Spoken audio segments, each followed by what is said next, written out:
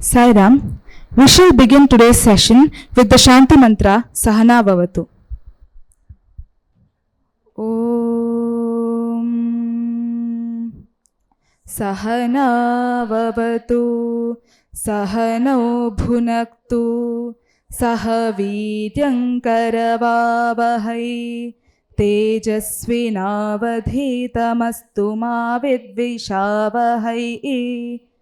Om Shanti Shanti Shanti. Om Sri Sai Ram.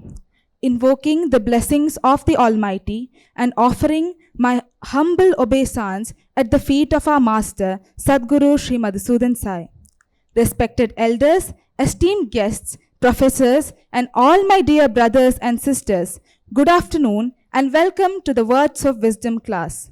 I am Tejaswini Tuneri, pursuing my first year bachelor's in Vedic studies at this prestigious university. Words of Wisdom is a series of talks organized every Thursday by the university, wherein intellectuals, thought leaders, and eminent speakers from various walks of life share their insights with our student community. Today, we are fortunate to have amidst us a true Bhumi Putri, whose vision and mission is to create a world coexisting harmoniously with nature, Miss Seeta Ananthasivan. We welcome you, ma'am. Miss Seetha is the founder and executive trustee of the KNA Foundation, Bangalore. Her work has its roots in her interest in understanding and applying nature's principles, particularly in integrating these principles in school curriculum design. An alumnus of IIM Ahmedabad, she worked first with the World Wildlife Fund India and later in a plantation company in Kerala for 14 years. She then started a public charitable trust and the Prakriya Green Wisdom School, which has been recognized by the Government of India as one of the 37 innovative schools in India. She is also the founder of the Bhumi Network, the Bhumi College, and the Sankalan Center for Inner and Outer Ecology, and has also co-authored the book, Education in Tune with Nature, on schooling and the future of our children. Ma'am, I'm also delighted to share with you about the various projects spearheaded by our Sadguru. The Sri Madhusudan Sai Global Humanitarian Mission, with its footprints in 30 plus countries, has established institutes of excellence in education, healthcare, and nutrition absolutely free of cost. In the field of education, Sadguru has established 29 campuses across Karnataka, Tamil Nadu, and Telangana, as well as 3 institutions abroad, imparting both secular and spiritual education. It was Rabindranath Tagore who said, "The highest education is that which does not merely give us information, but makes our life in harmony with all existence." Sadguru too often reiterates that through nature, one can easily connect to God. It is for this very reason that all our educational campuses are not situated in the heart of bustling cities, but rather gently tucked in the lap of Mother Nature. Nature finds its meaning through the recognition of human mind, and at the same time, the human mind finds its expression in nature.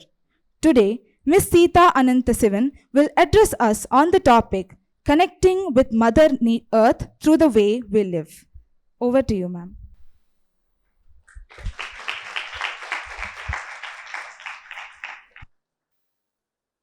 Namaskara to all of you. First of all, I must say that I just landed in the main hospital campus about 3-4 hours ago, and I'm still reeling with the the beauty of this whole endeavor, and feeling how lucky all of you are to be studying in a place like this.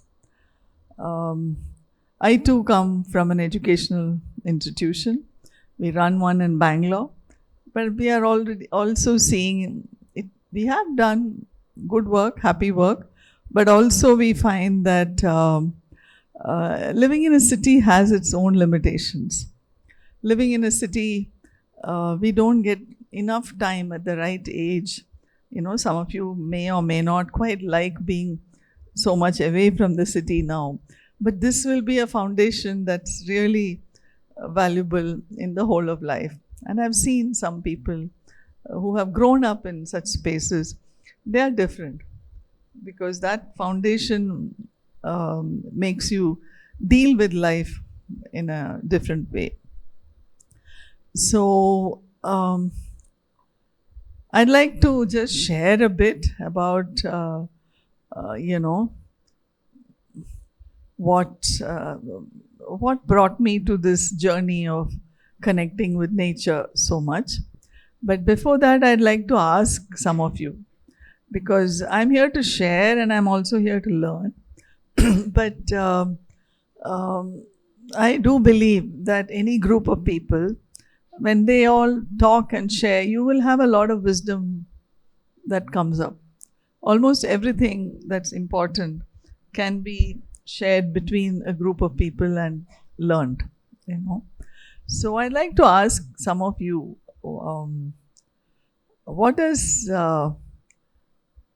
nature or connecting to nature, learning about nature means to you? Maybe some of you already, like you said, living in the lap of nature, you already have a lot of wise things to say, or whatever.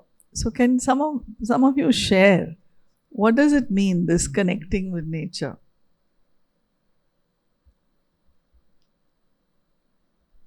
Yeah? I'm sure you have a lot of things, you're just hesitating to say it.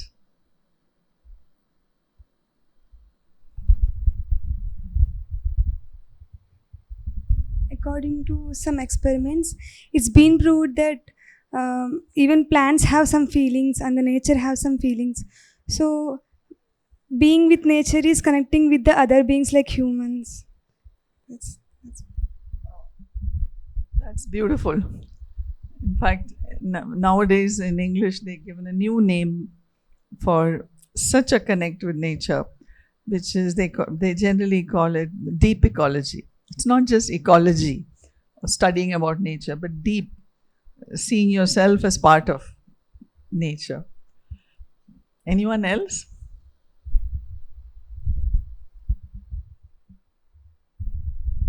When we spiritually see, we ourselves are the part of nature. We ourselves are the nature. So sometimes we feel when we are upset or very happy, we want to be alone, just connecting to the nature. We just want to go and explore the nature, be with where the waterfalls are there or the mountains. We love trekking and all. So when we go, we subconsciously, we just get connected to the nature. We feel very peaceful and very happy. So that means we are directly or indirectly the part of nature, and we are the nature. I really don't know what to say. I think 2-3 of you can come and give this talk today. So yeah, that's absolutely true. Maybe some of us are a bit more intuitively drawn to nature, some of us less, but still all of us are nature. There is something in us that can reconnect with nature or connect with nature. Anyone else? One more person and then I'll carry on.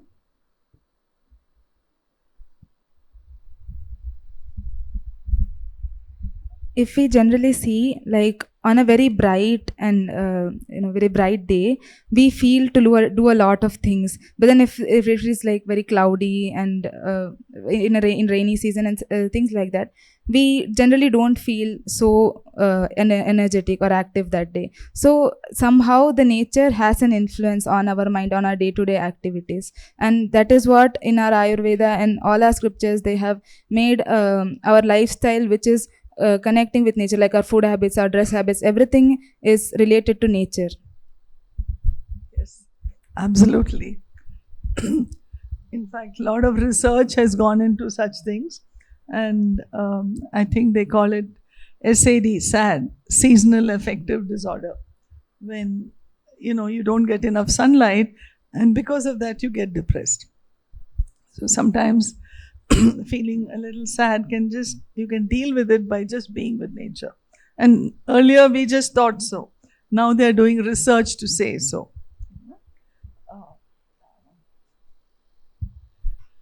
So, I'll just give you a little bit about my background and why I chose to follow this path of working with nature in various ways. Thank you. It'll stay, no?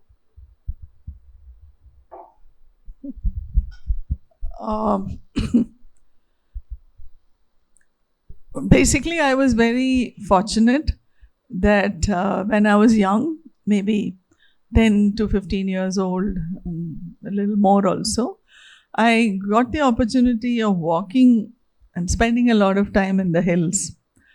And somehow I belonged to, I lived in a place called Coimbatore, but in the summer for 2 months at least, I lived in this place in the hills in Kerala.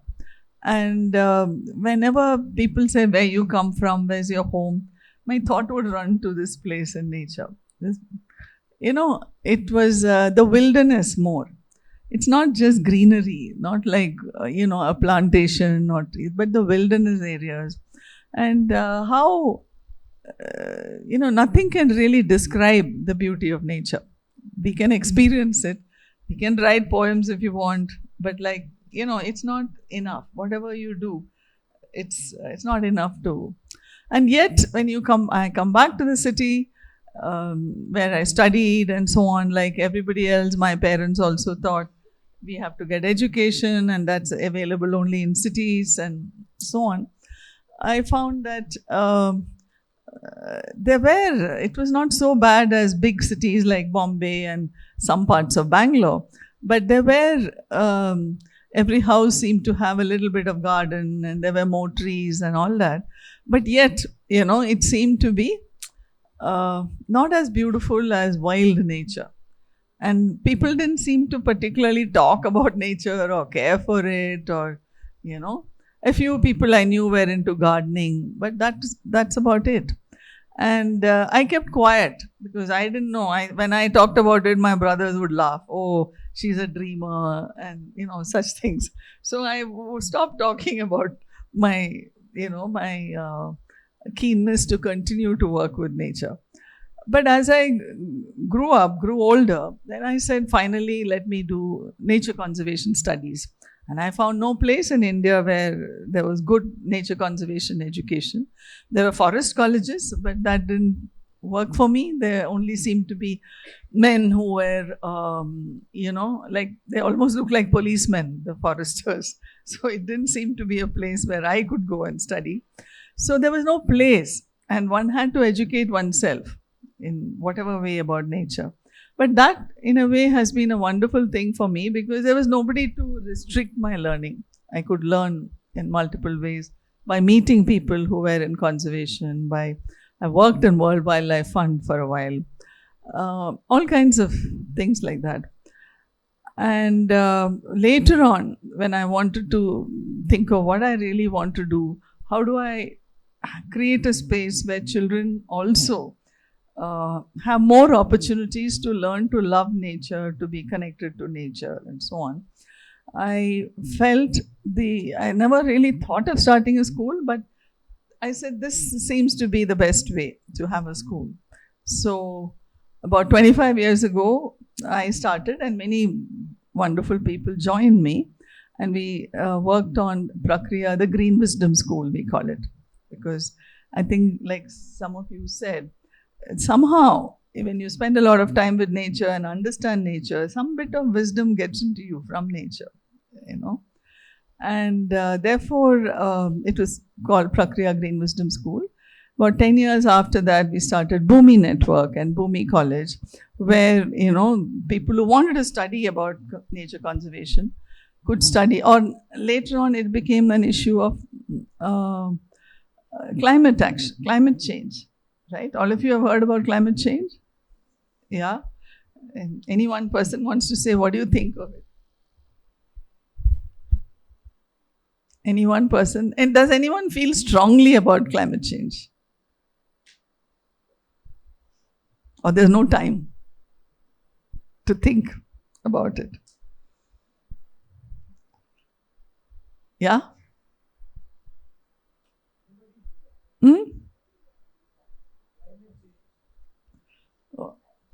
What is it? What do you feel about it? It's not affecting us now. Yeah, especially in a place, beautiful place, away from where there are forest fires or there are floods and heavy rains. So there they say extreme weather events because of climate change. But here maybe you're a lot more protected. Okay, so coming back, to study, to share about such things and support people in their creating careers in sustainable living areas, we started Bhumi College. I must say that there were two books which really influenced me, and one was called Limits to Growth. That means people want to now grow forever, but Earth is telling us, no, you can't grow that much. You can't keep on having more cars, more planes, more this, more that. And one day, not only the petrol and diesel will run out, but we are seeing climate change, in the form of climate change. Nature is telling us, you're exceeding your limits. Now, this was written about in 1970 by a group called the Club of Rome. That, and there was another book called Small is Beautiful.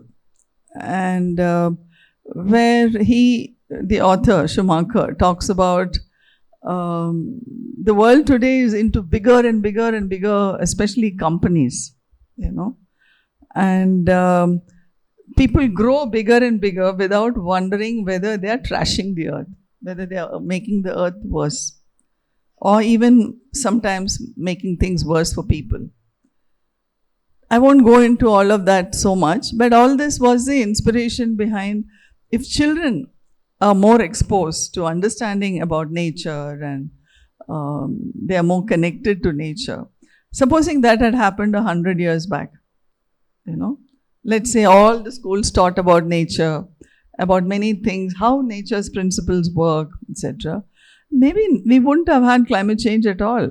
Maybe there would have been enough scientists and enough people, or even when the leaders wanted to push for, more and more,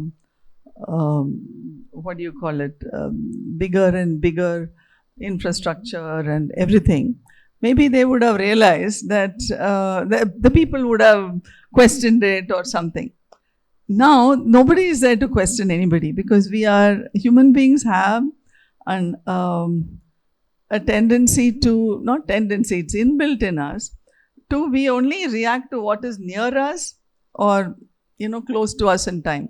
Something's going to happen tomorrow, I am bothered about it. Something is happening here, I am bothered about it. Something's happening far away, and what's going to happen in 2050, how it will affect my children or my grandchildren. That is very difficult for people to think about. Our minds were made like that. It's not our fault. It is a fault of nature, you can say. If you want to put the blame on nature, nature can take anything. So you can put a little blame also on nature, saying that nature made our minds that way, to react to, maybe an animal that we see in a jungle and we need to quickly run, or we need to be sharp about things near us and what's going to happen immediately. Our minds are not trained for what's going to happen after 30 years or something, but yet we have to, So I'll just get back to some bit of, run through a few slides that I've brought here to talk about, in spite of all of this, how and what can we do? How can we be connected to nature?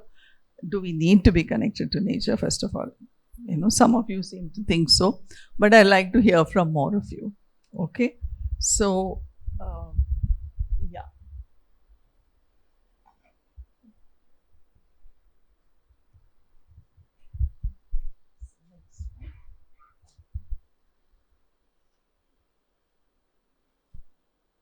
Next.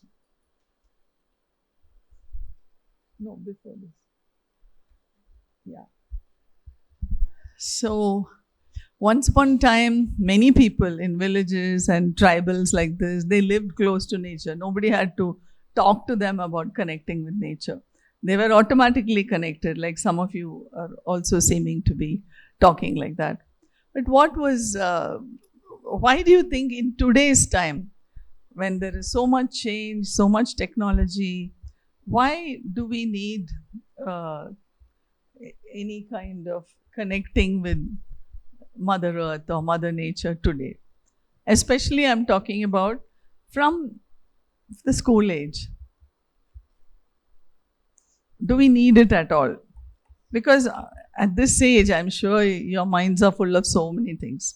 Minds must be full of your work, your studies, what you're going to do in future, whether your parents are asking you to get married, what is happening in your life. Whether you want to get married, this is all far away. What can I do with my life?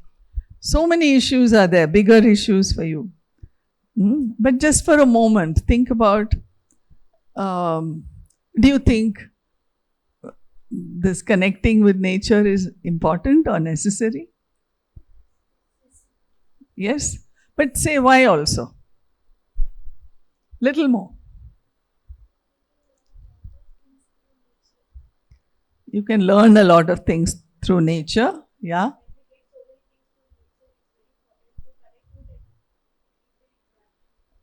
Yes, we are getting so much from nature, and today we are talking about, not we, like everywhere, and I'm sure you all must be also doing in some way to look at what am I grateful for in life, right? So whatever our parents or teachers give, nature is giving much more. So what you're saying is, can I accept that I need to be grateful to nature and therefore learn about nature? Wow, great. So what else? Why else should you learn about nature or connect with nature more than learn?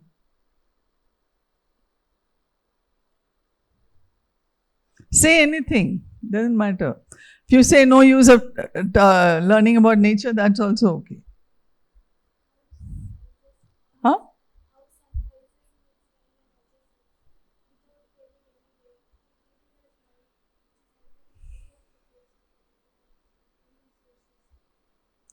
Okay, she said the sun rises every day and literally helps us live. I mean, without the sun, we don't live. Earth is not there without sun. So, so you're saying just like that, we should also do help everyone, yeah. And do you think it's necessary to help people through, help people to connect with nature? Because it looks like we are living in cities and most of us have forgotten to connect with nature. Maybe not all of you are not from cities, so that much you are luckier.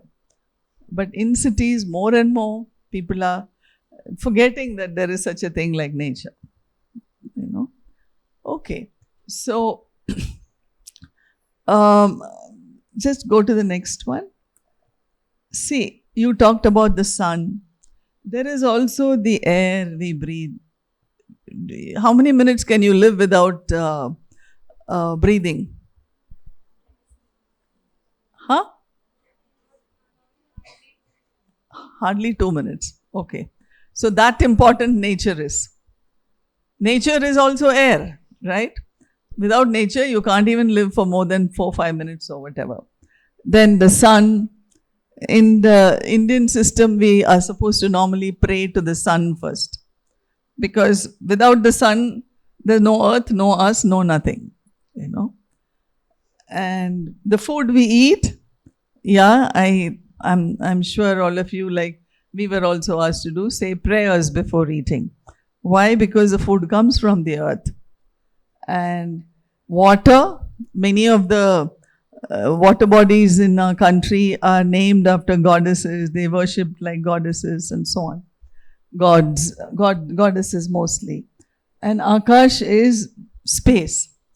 Now space is not only space as in the whole universe, but it's also space for us to move. How long can we be without moving? Yeah? That space is also nature. Without that space, you cannot live, right? So many reasons of this kind. There's also another kind I put down, which you talked about a little bit. Climate change is affecting us in so many ways. We are also having a lot of shortage of resources. In Bangalore, you must have heard about the water shortage. Yeah? And not only that, in many places, there are problems with, for many items, like they say there are certain things used in cell phones, certain things used in certain kind of machines or wherever, they are also running out. So resources are going down. And what is more scary is resources like water. It's literally happening. In Bangalore, people are going back to their hometowns to work online because there's no water. And another kind of thing is chemicals in the food, chemicals in the soil. The soil is getting so degraded that they say more than 30 or whatever, 25, 30 years, food growth will keep on decreasing because chemicals destroy the soil. Now, this may not be directly about climate change alone, but because we are destroying the nature of the soil. And also, one of you mentioned mental and physical health. Mental health, there are certain people doing a lot of research and certain organizations, they deliberately expose people to nature to calm down, to deal with their mental issues. And whether it is living in cities or the lifestyle or what, we don't know, or social media, apparently mental health issues are going up, more so in the developed countries. In Europe, it says more than 40% of people have approached professional help for some kind of mental health problems. So also a lot of youngsters get into mental health problems, even in the US and so on. So it looks like more developed a country, more there is illness. Not only this, but also in America is leading the world in illness. Everybody thought America was so great. But America, 2/3 of the people are either obese or overweight. It has very high rates of cancer. It has very high rates of health, heart disease, and so on. And all because of, why do you think that's happening in America? Just guess. Yeah? See? Junk food. Yeah. Very well informed, all of you. Too much of junk food, or rather, in America, the fresh food eaten. Like we must be eating whatever we eat, sambar or palya, rice, everything. That's probably harvested not more than 2-3 days ago. It can be called fresh food. Cooked, to that extent not so fresh, but still fresh comparatively. In America, apparently only 7% of food eaten by all the people is fresh. 93% is not fresh. Meaning, it will be, whether it is meat or bread or anything, packed and kept, sold in supermarkets, heated up and eaten. You're making such beautiful faces, thinking, oh my God, how are they eating this? Yeah, it's true. At least we are fortunate in India that we feel, oh my God, how are they eating 93%, packaged food or some such thing. So that is the reason for a lot of the illness. Now they're doing research. By the time the research reaches the people and the government changes its policies, by the time there'll be another generation of sick people coming out, So we must understand from all of this, the price we have to pay when we neglect nature.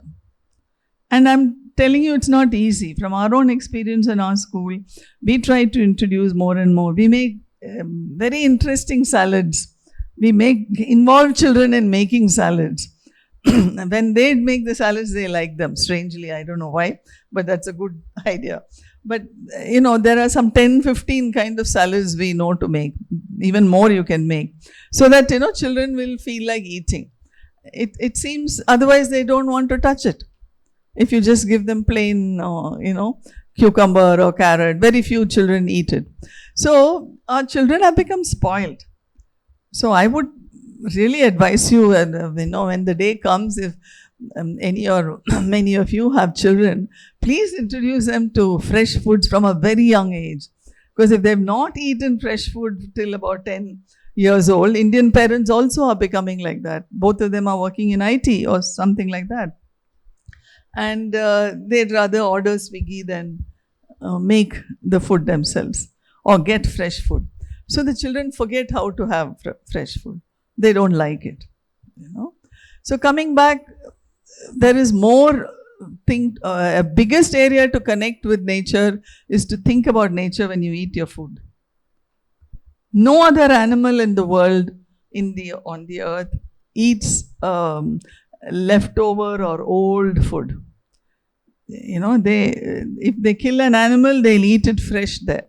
There are specific set of animals which are scavengers, which may eat the kill like vultures and certain insects and so on, but not the most of the animals. They will eat fresh. They'll swallow the other thing whole. Actually, the bigger fish will swallow the smaller fish whole, fresh. So what has happened to freshness in our minds? Can I think about it when I eat food? That can we have fresh food? And we have created more and more instruments and equipment which makes it easy for us to go against nature. Like a refrigerator is there, I can have 5-day-old food. But how good it is, it's something else. So coming back, one more thing about mental health. Being in nature now, this is fairly recent research which says a small child, when the child is exposed to nature, the chromosomes and the neural connections have certain connections between them. There's something called telomeres, the length of which shows the immunity that the person has, that the child can have, and so on. All that is shortened. And therefore, even for children, we may not know, but children are normally happy in nature. They like running around, and even in our school, when we have as usual, like all schools, a sand pit, and children, those little steel things on which they play. What do they call them? Slide, and all a few things like that to play in. But where children love to play. Then next to that, somewhere there was a building coming up. They had dug up for foundation. They all like to go in the mud, jump down, come up, go hide. That's what they love to do. They love to be in nature. That soil is also nature. Unfortunately today we've started thinking that nature is a beautiful scenery. It's not. Nature is day to day. Nature is food. Nature is air. Can we think about it and value it is the question. So mental and physical health is, the food, everything is affected by nature. When nature makes a big difference. Eating on time. There is a circadian rhythm. Our bodies follow a circadian rhythm. And if we eat before sunset or around sunset at least, our bodies are able to digest the food much better. And sleeping. I think you are all lucky that you have this rule of sleeping at 9:30. Because in the city, people have gotten used to watching TV and sleeping at 10, 11, 12, even children. And following the circadian rhythm, between 10 and 2 o'clock, 10 in the night and 2, is when the brain, the body gets its deep sleep, and when it can repair the tissues. Only when you're asleep, every day millions of cells are dying and new cells are being created. That repairing of cells happens only at that time. So how closely we are connected with nature. Day in and day out, nature is affecting us. Nature in the form of whatever, the circadian rhythm and anything. So many things. So we can, in fact, if we keep thinking of where and all nature is affecting us, it'll be difficult to find where it's not affecting. Almost every sphere of life, nature will be affecting us. But we take nature for granted, and that has also become a problem for human beings. So this is a quotation I got from somewhere, but I've not been able to find out who is the author of it. You know, if we look at the crisis in food, in water, in climate change, in so many aspects, in clothes, you know, the artificial dyes are creating problems. There's a place called Tirupur. Anybody here from Tirupur? No. There's a place in Tamil Nadu called Tirupur where about 40 kilometers around, it's very famous for the, hosiery companies, hosiery factories. And for dyeing, they use chemical dyes. And it has seeped into the water so much that all the well water cannot be used now. So about 40-50 kilometers around, the water is poisonous. You know, so even people who are not in this business, they also suffer along with the others. And they have to get water from outside. So I'm saying like this, it's happening in many places. In Punjab, there's so much of pollution that they have something called a cancer train. That so much cancers have come because of chemicals in the fertilizer and pesticides and so on, that there's a cancer train because nearby Bikaner, there is a very good cancer hospital. So people from here would go, you know, to get treated in cancer. It was started calling cancer train because so many people would travel. So many got cancers. So in that place, it was concentrated. But in some places, it's all over. It's not concentrated. We don't realize it, you know. So this person says, the crises we face are too huge and too complex to be solved from on high, you know, by the government and people in power alone. We need instead the exuberant participation of millions of us. You know, so many people need to, and in the world, if you look at it, so many NGOs are coming, so many groups, slowly. Schools. I read some time back that in England, more than 5,000 schools have started organic farming because they became extremely, you know, urbanized, that all the farms were shutting down, very few were left, that they said children don't know farming. And now suddenly the fear is coming, what if climate change is there? And other countries don't grow enough food because, you know, the seasons change. You may not be able to grow. So they may not be willing to export. Now, England imports almost all its food. Very little food is grown there.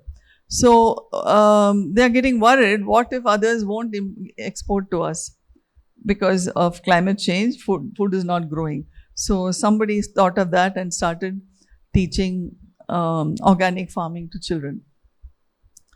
So I'm saying world over in different ways, and even in India, we found that more and more people are trying to teach people, especially the older people, which is why we feel we should actually start young. You know, we should do something in schools where it's easier to teach children about nature. These are another two quotations I love. You know who's Einstein?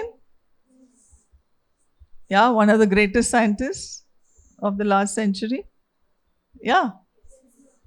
So, can we look at, if he says that, look deep into nature and then you will understand anything better. There must be something in it. Because I agree that many of you are just staring, wondering what this is all about. I agree completely because in school, in homes, we have hardly been taught to see the connections with nature so much. Yes or no? Some of you maybe naturally have gotten to be interested, but many may not be. And many may be even feeling, why make such a fuss of nature? What's so great? Trees are there, let them be there. Dogs and cats are there, let them be there. I mean, I have my life to live, which is understandable. But all that we are saying is, things are changing in the world, and therefore, at least can we see that the next generation needs to learn early about some of these things. Another statement is from Gandhiji. I mean, one of the greatest leaders of last century, leaders, philosophers, and I would say one of the great ecological thinkers. Most people we end up making too much of him as a father of the nation. We didn't realize that he's actually a very big ecological thinker. There are about 10-15 things he said, which if he had followed, the whole world followed, we wouldn't be in this soup. But naturally, we didn't follow. So you must be a part of nature, not apart from nature. These are little things to the words of wisdom from other people. Yeah.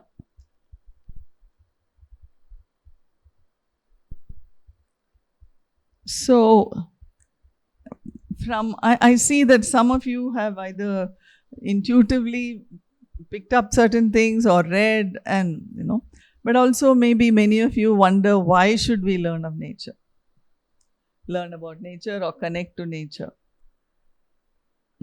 So why do you think we are not learning so much about nature in schools? There are so many great people who designed our education system, right?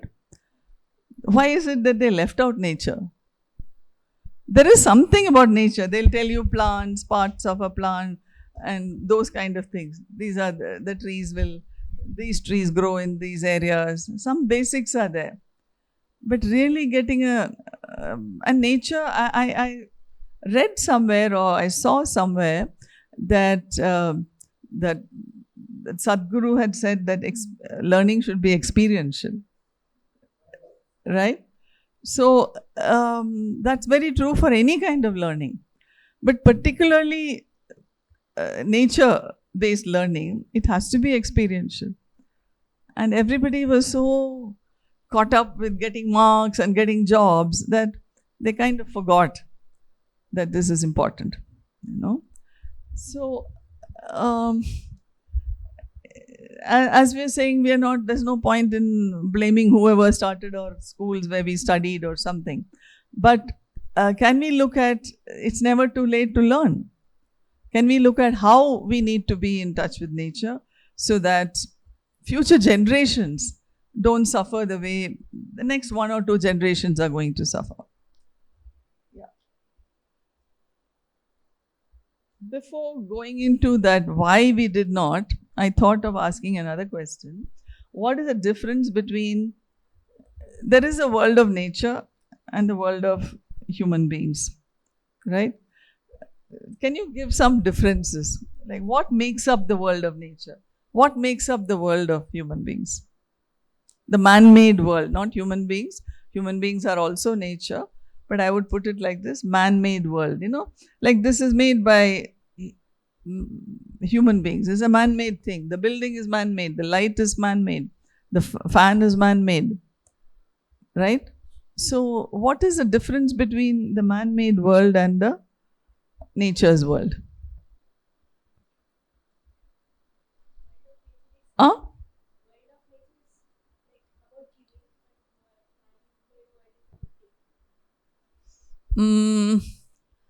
In a way, yes, but man-made world also can be about giving. I mean, I understand from this whole institution that a lot of giving happens in the man-made world also.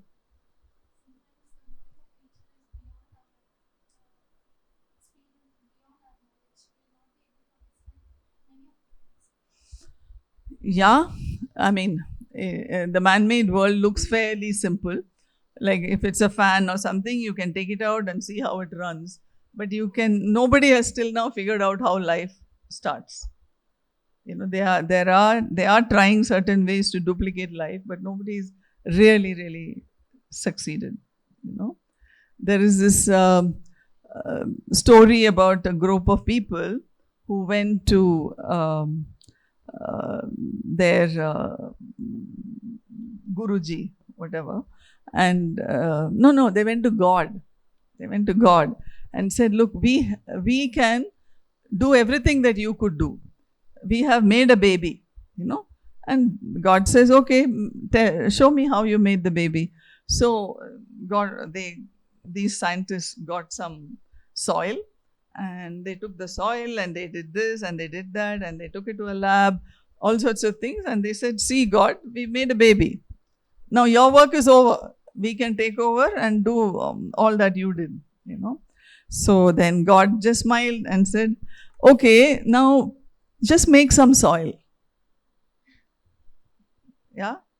So even soil we think is nothing, but that baby was made of soil. That soil was nature, made by, let's say, God or nature, whatever.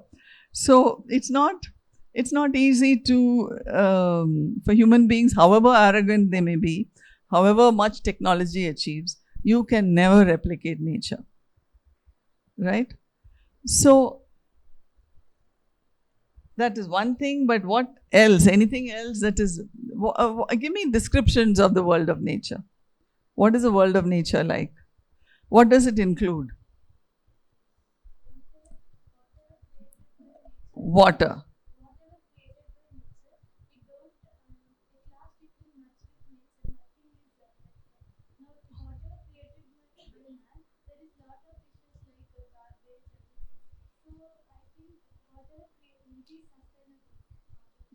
Okay. Yeah, that's an important point. We'll come to that. But just now, to complete, what else is there? What is nature? Trees, plants, Panchabhutas, all sorts of things, insects. And what is man-made? I already started saying fan, this, that, planes, cars. Ma'am? What's that? Yeah? Just to add a small point. Yeah. So the world of nature is completely natural. There is nothing that you want to make, or everything flows in the nature according to the time, or it happens according to the time, whatever it has to happen. But when it comes to man-made world, we have to create everything, whatever has to be done, and we take the help of the world of nature to create the things. And one more thing is that man-made nature is completely made out of the need of the man. It's not for the other sake, but when you need it at particular point of time, you have created everything. It's not for the nature, it's only for your own sake. But when it comes to nature, it creates everything, but it's not for its own self, it's for everybody. So this is the one point that I would like to add. Very true. Thank you. I am going to ask you one more question when we come to the next slide, because it's connected with what you're saying. Yeah. So roughly, I've just put down a bunch of things. What is a web of nature? We talk about it as web of nature, meaning everything is connected in nature. So many things. And you might have learnt in school about the food cycle and the water cycle, and those are obvious little ways in which, that things are cyclical, as you said. Things move, in a cyclical way such that there is no waste at the end of it. In fact, they say that in most tribal languages, there is no word for waste, because they don't waste anything. Everything is recycled, And coming back, the man-made web has all sorts of things, including, non-tangible things like religion, culture, music, art, schools, education. Whole lot of things are man-made, right? Yeah, next one. So what is a kind of statement that people are beginning to make? We realize that the man-made world cannot be wished away. It is a reality. Technology cannot be thrown away. Technology is there and it has its uses also. So we are not saying, many people come and say, why are you trying to set the clock back? It's not a matter of setting the clock back. It's a matter of there's a saying in English, don't throw away the baby with the bathwater. That is, you wash the baby and then along with the water, the dirty water, so-called dirty water, you throw away the baby also. It's like that you want to throw away many things from the agricultural age, which may be tough work, which may be living in mud huts, which may be bullock carts or whatever was there from the agricultural age, you want to throw away. But with that, don't throw away the beauty of nature or connecting with nature. Don't throw away the baby with the bath water. Don't throw away nature. In spite of having a lot more technological. Certain technologies, I agree, are not even needed. But it's not something that you and I can try to sort out that problem. But it's more important to see how can we still get some benefits from nature. For that, it looks like it can happen only when you actually have nature educators or teachers or schools or colleges, including something about nature and nature's principles. Nature is not just the trees and the plants. There are principles underlying nature. If we learn a lot more about our health, about mental issues, about friendships, about relationships. We can learn many things from nature, Yeah, next. So why aren't we learning enough about nature? Next. I think these are just a few things to say that nothing is wrong with us that we did not learn enough. It is because of a whole system that has, we said man-made world and the nature's world. Man-made world became much stronger and bigger after the Industrial Revolution. When did the Industrial Revolution begin? About 200-300 years ago? Huh? Right. Somewhere then. It's almost 1900. A couple of 100 years ago. And along with the Industrial Revolution, we started moving into cities. And we started having more and more man-made things. We are living close by in houses, and in the cities it's a total concrete jungle. We don't even experience nature. So how are we going to connect with nature? We have to experience something to connect with it, whether it's a person or a dog or nature or a tree or whatever. So one major thing we have to understand is something about our subconscious minds. The neuroscientists today say that 95% to 98% of our behavior is dictated by our subconscious mind. We are not aware of it. Agree or don't agree? Agree? Oh, too much. You're the first group who was saying that they agree. Normally people are having an argument with me. Because their thing is, no, we think and decide and do things. Yeah, but the number of things you do without thinking is much, much, much more. Like even for instance, one simple question, where would you like to live? Especially if I'm talking to a group from a city. Why don't you want to live in a village? They're all blank. It's simply because the subconscious mind makes the city life feel like home. Very few who lived in a city would want to go to a rural area. If you've already been in a rural area, maybe you like it. But even there, if we see a lot of movies and a lot of friends who are in the city, we also feel like going to the city. Yeah? So subconsciously, we want to do. It's not consciously. Even though in that city, like in Delhi, there might be pollution, or like Bangalore, there's no water, or whatever. So our subconscious minds are programmed by our surroundings, by school. In the school, if they only teach you books and exams and pass and fail, that's what stays in your mind.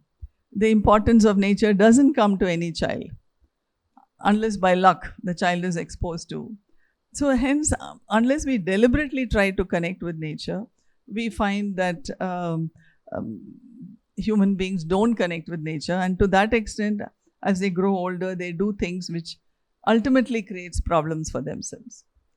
And our education system, man-made meanings in the sense, going back to that book about small is beautiful, it's also about how everybody is wanting to get more and more and more.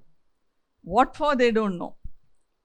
So earn more, live in a bigger house, buy more cars, that's what a bunch of people are doing, and that's what is creating more and more pollution, more and more problems in the earth, right? But where does that come from? It's from the man-made meaning of bigger is better. We need to say my bigger happiness, my inner growth is more important. Yes, I need certain outer growth, certain things, certain life conveniences, but beyond a point they don't give you happiness. Up to a point they'll give you some happiness, good food, blah, all these kind of things. But after a point they don't. But still you find people running after only that. And that man-made meanings of many things also are creating problems. So the one other reason why we are not learning is we always want simple answers. Do something, you get. But nature is so complex. We can't get simple answers all the time. But being with nature, gradually we can learn things over a period of time if we want to continue to learn. How much more time do I have? Is there a time? What is the time limit, please? 1 hour is over now. Oh. Okay, I'll finish soon. So the question is about how do we need to retrain our minds, because subconsciously we have gotten too much into a man-made world, even in villages, even in small towns. So we've not thought about it. So the first thing is, how can I think about it? How can I relook at how nature is good for us? Nature, like today, millets are called climate-friendly foods because they need less water and they can grow in bad soil also. So millets are considered. And interestingly, millets are also good for health. They are much more nutritious than rice. Traditionally, in many parts of Karnataka, Tamil Nadu and so on, millets were eaten. Ragi is very common in Karnataka. And ragi has much more calcium, much more iron than, say, rice or wheat and so on. So there are many good things. Can I learn about it? And also being exposed to fresh air in the morning or sunlight. I need sunlight for my vitamin D. Now, apparently, 85% of Indians have vitamin D deficiency. 85% of Indians. And vitamin D is responsible for more than 40% of our some functional problems in the body.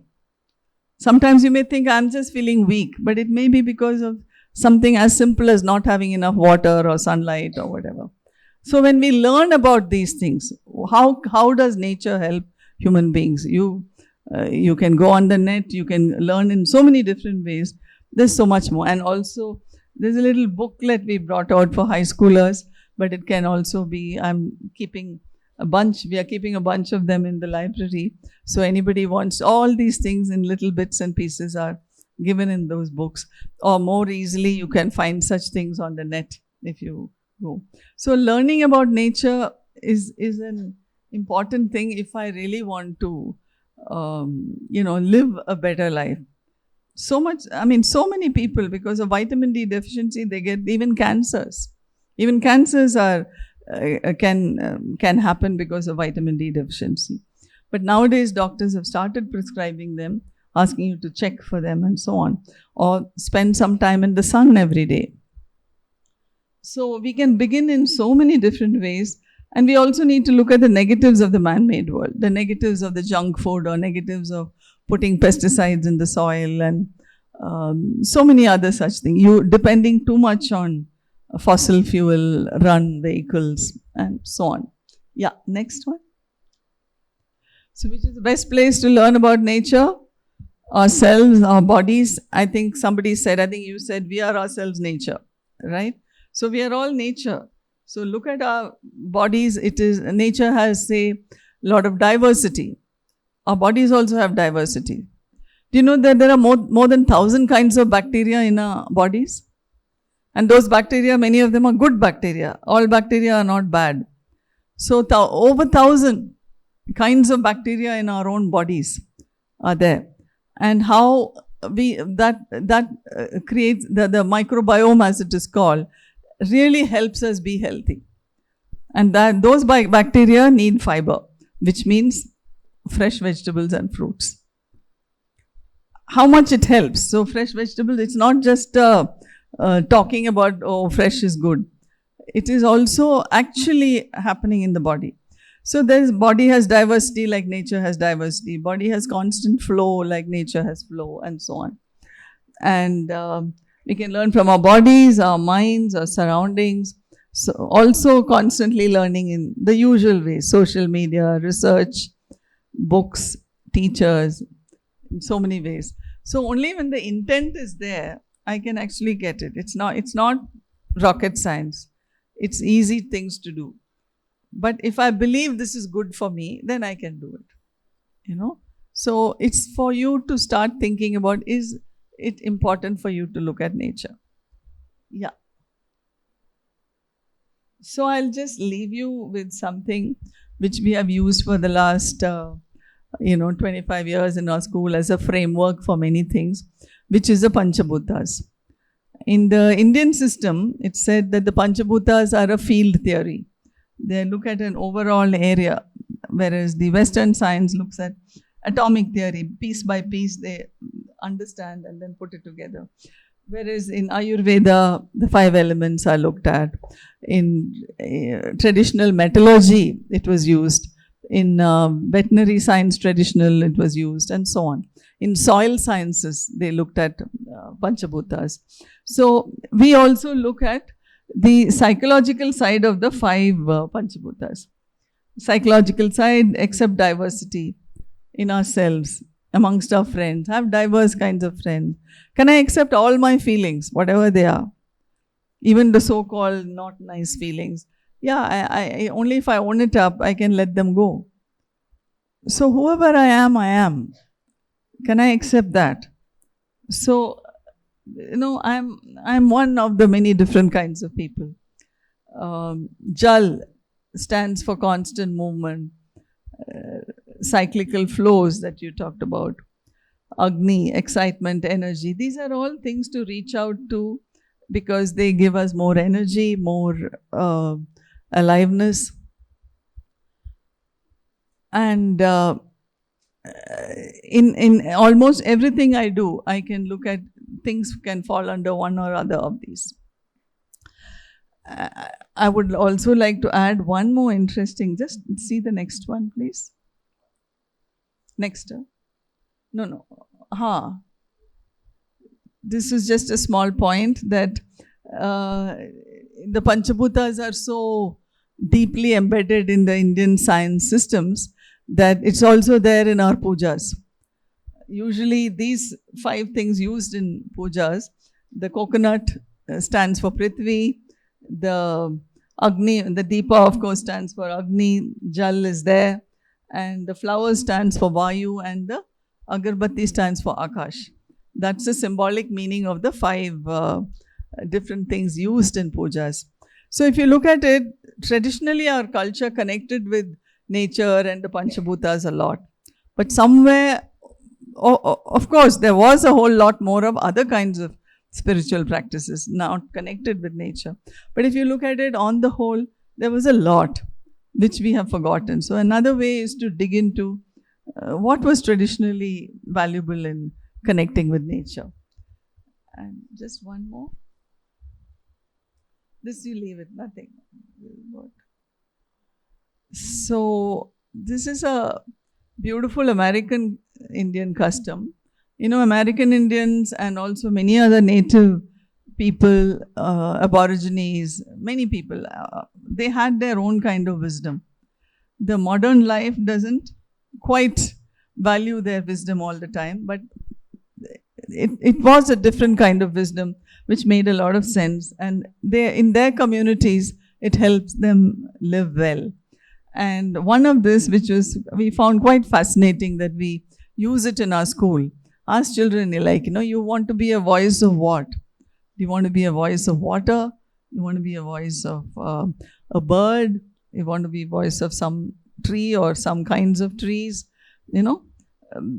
So what they would do is, each person had to be a voice of something, because there are 1,000 things to do. We can't do, forget 1,000, even a dozen things to do, or 5 things to do is difficult. So each person identifies, which is why in American Indians, you'll have names like brother of wolf or son of eagle. The one who chooses that animal, or or is allotted that animal or bird or whatever to him, would become a part of, that would become a part of his thinking. So there is a story that goes that a boy who chose to be the voice of wolves, the community wanted to move from one place to another and set up their place to live for a change or whatever. And when they did that, this boy, they chose a particular place in the forest clearing, and this boy said, no, don't do that there. And he said, they said, why? Because he said, there are wolves, with their little cubs in certain corners of that particular clearing. So they all went to inspect, and they found, sure enough, the wolf had cubs, and they said, yes, we must protect these wolves. And they listened to that boy. Now, why I'm saying this, telling you the story, is that when a person chooses something to be a voice of, that can have a lot of power in the community also. We have a person called Anand Maligawad. Anyone heard of him? In Bangalore, he decided that he will save lakes, 45 lakes. Later on, he went on to save many more lakes across India. And behind our school, there is a lake. And we did a lot of work on that lake, studying the flora, fauna, going to Lake Development Authority, all that, but we couldn't succeed. Then we heard of him. We called him, and he came and told us a story. He has just decided he didn't use these words, but the voice of lakes. And he is, just through that commitment, he helped us save our lake at the back of the school, but also many, many other lakes, And so much so that other governments from other cities are calling him and asking him to help. What did he do? How did he do? Difficult to say, because he's a very bold man.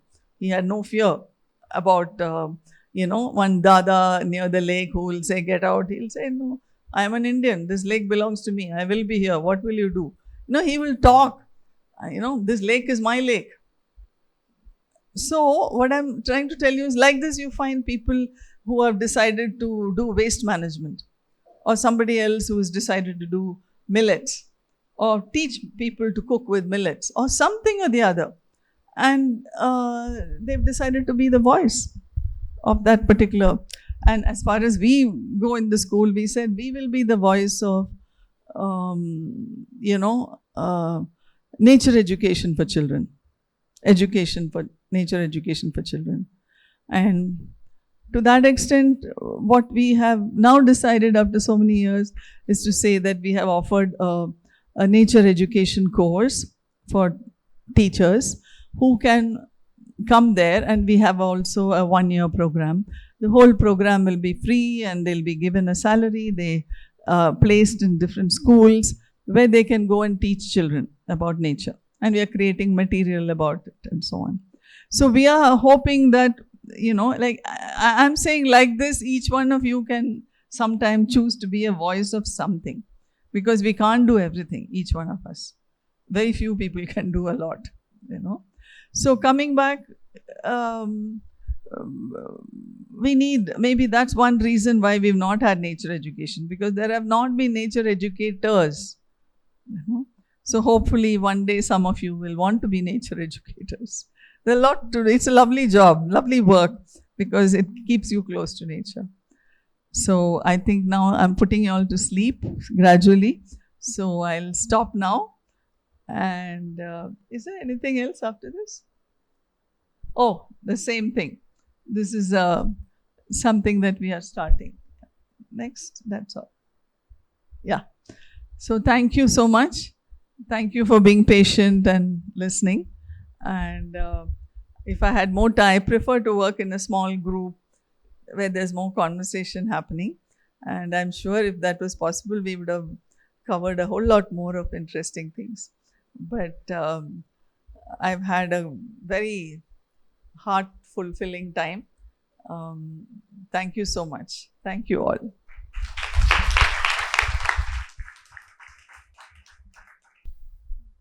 Sarah ma'am. Ma'am, we have a few questions from our various campuses. Shall we go ahead? The first question is, how does traditional knowledge and indigenous practices contribute to nature conservation in India? Nature conservation, there is a whole lot that's happened in India, and particularly in water conservation. Like Tamil Nadu had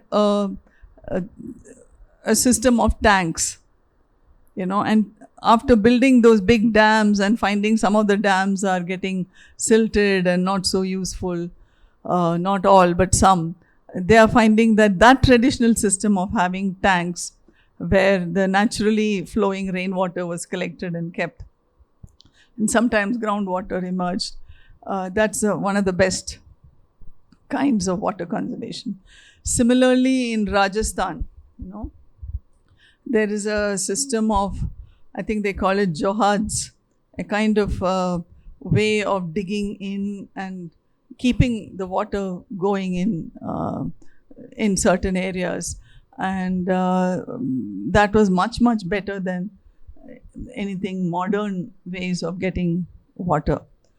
And of course, the most beautiful thing I would say is not about conservation of any aspect of nature alone, but about sustainability, where simplicity of living a simpler life. I came across this somewhere that on the whole, Indians have a greater tendency to contentment than people in certain foreign countries. Being contented with, maybe it comes from a spiritual life of some kind, whoever the guru, whoever the God, saying, well, everything is his wish, and saying, this is okay for me. Now, that is a tremendous sustainable thinking, because if everybody wants to become a millionaire, the earth will be zero, finished, So, in that sense, the contentment in the Indian ethos, and now that's getting destroyed with everybody wanting the American dream of more, So, that way also the Indian traditional thinking has been very valuable. Food. Our food systems have been by and large natural. And look at the number of herbs which are used as medicinal herbs. And one Ayurvedic doctor told me that in India, it was not only the Ayurvedic Acharya who had to practice. Every home, every housewife had her own Ayurvedic knowledge. All your turmeric, jeera, all these kind of things that we use are now being celebrated as great herbs with medical value. And how did it go to every corner of India? I came across this talk by Anuradha Goyal, who had come here, I think. And she talked about yatra being a way of connecting all the places, the temples in India. And perhaps that was also the way by which, how did the whole of India start using turmeric? How did the whole of India start using mustard? How did the whole of India start using hing? My mother used to say when they were young, one fellow used to come from North India carrying something on his head, and house to house he'll go and people will buy hing for the year and keep it. And because after that he'll come back next year. So it's not only lakes and such thing, but processes, ways of living, which also help bring in natural health processes. I don't know, anyone else has any other remembers anything else? Traditional things which are good for nature conservation? Plants, of course, we were all organic. The chemicals came in only in the 60s and 70s of last century, and there's a great Englishman called Albert Howard who studied Indian agriculture and wrote a book called An Agricultural Testament. And he said the whole world can only learn from India about agriculture. There's nothing we can teach them.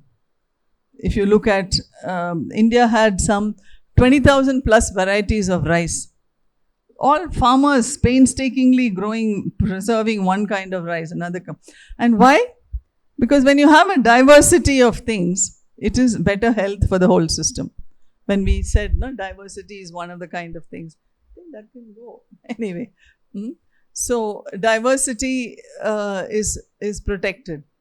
Or tribals protect diversity in many ways. So on and so forth. You can do a whole lot of things. And symbolically having, let's say, the 5 elements in our spiritual work, in our pujas and so on. Sorry, I'm going on and on.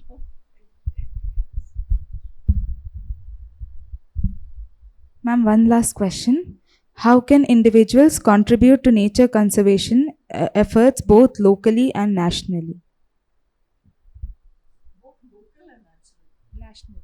Nature conservation. Yeah, see, nature conservation is one thing. It may require a lot of you, like Anand Maligawad did certain things to make it a career or make it a lifelong mission for yourself and so on. But what I'm saying is there are, like that one line, that the kind of crisis we face today cannot be solved by a handful of people doing, whether it's nature conservation or politics or whatever. Millions of us need to participate in kind of exuberantly working and doing what we can. Like, say, clothes. You're buying clothes. Now, I used to think once upon a time, I don't want these, embroidered, it looks like an expensive stuff. I want to wear simple clothes, etc. This is handloom. Buying handloom is nature conservation. Or, these kind of clothes which are handmade by somebody. I used to think, why this will be costlier than a ready-made one, right? But then the thought came to me, or somebody told me, I don't remember, that, this will give livelihoods to so many. So can we think of, okay, and this has natural colors. So whatever I do, can I do things which doesn't trash the earth? Can I buy natural dyes? Can I buy handloom? Can I eat food which is more natural? Can I avoid having plastics as much as possible? So one of the things we did is, in front of the school, there's a plastic-free store. So we don't use plastics as much as possible. We can't get rid of it totally, but we can reduce it. We don't need plastics in so many different places. So people buy old-fashioned, bring a cloth bag or a paper bag, fill up their things, measure and take it and go. Now, that may be not possible for everybody, but I'm just trying to say that can we at least start thinking about it? Wherever possible, can we reduce? That famous line, we have not put it here, reduce, refuse, reuse, recycle, reduce, recover, refuse to take a lot of nonsense. So somewhere, I think it's much more important, rather than talk about big time conservation. That also, some of you, if you're destined to do, you will do it. I'm not saying you shouldn't do big time work, but I'm saying there are things that all of us can do all the time, every day. By thinking about it, just thinking that I am nature. So can I can I do things which are in alignment with nature? In the long run, it will be actually better for me. Like if I eat more fresh foods, it's going to be better for my health. And in fact, even during times of COVID, now some of us, I shouldn't say it out loud, but we refused to have vaccinations. But instead, we had a lot of vegetables and fruits. We were fit. So I'm not advocating this. Please don't repeat what I said. It's for each person to choose such a thing. It may be dangerous, But I'm trying to say that can I start believing in nature? That is the more important thing, and believing that nature can do good things for me. So I'll close with that. Thank you, ma'am, for sharing these valuable insights with us. Truly, the ability to connect with nature is a reflection of one's mental strength. One of the key points that you mentioned was about being responsible and mindful consumers and to be content. This idea is reflected in the Ishavasyopanishad's opening verse, Ishavasyamidam sarvam yatkincha jagatyam jagat tena tyaktena bhunjitha magridha kasya svidhanam. That is, the entire universe is pervaded by divinity, and therefore we must consume with the sense of tyaga or sacrifice. I'm sure if every individual can follow this principle of the scripture, we can restore the earth to its former glory. Thank you, ma'am, for your presence here today. Now, I request our director, ma'am, of Sri Sathya Sai University for Human Excellence, Nalakarnali campus, to present a token of our love and gratitude to Ms. Seeta Ananthasivan, ma'am.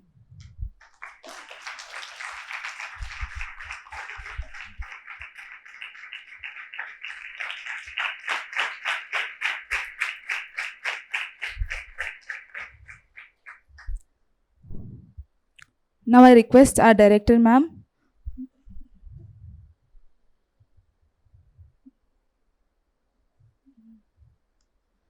I also request ma'am to extend our token of love and gratitude to Ms. Priya.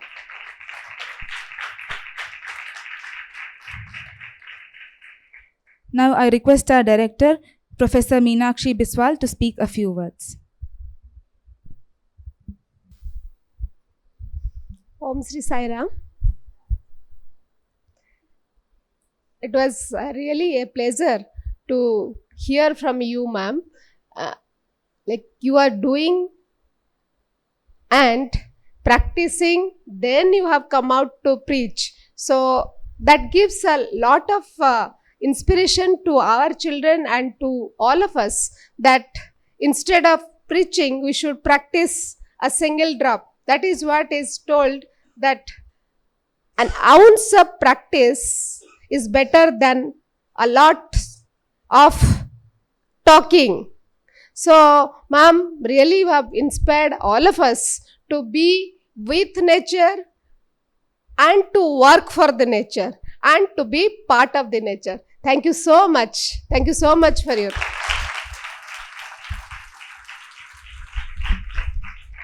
Now, I call upon Sister Deepa, pursuing her second-year Masters in English Literature, to deliver the vote of thanks.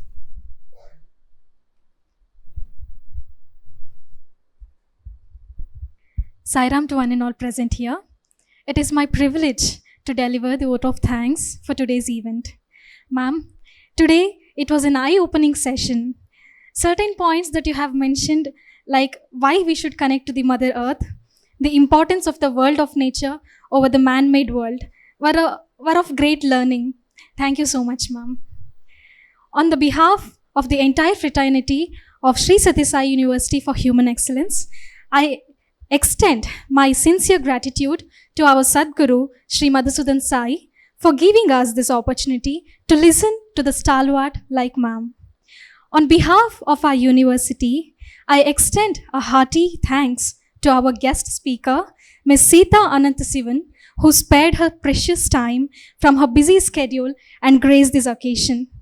Today, we had an opportunity to hear your wisdom and experiences, and this will surely encourage all of us in practicing the values that you have enlightened us upon today, ma'am. I extend my thanks to the Each One Educate One Foundation for being the catalyst for the event. I also thank the Sanatanavani team for live webcasting the session to other campuses.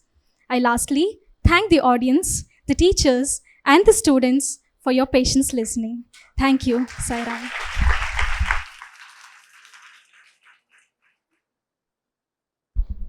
We shall end the session with the Shanti Mantra Sahana Bhavatu.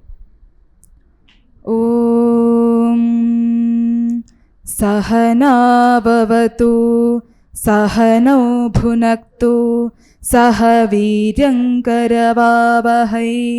तेजस्विनावधीतमस्तु मा विद्विषावहै ॐ शान्तिः शान्तिः शान्तिः